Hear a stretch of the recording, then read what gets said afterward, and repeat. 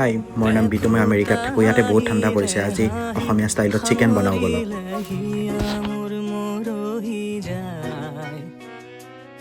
আজৰি পৰতে কথাবোৰ গাঁঠিলো পাহৰো তোমাকে পাই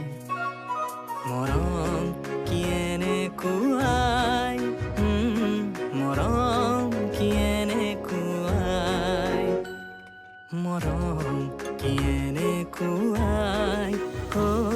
মৰম কি এনেকুৱাই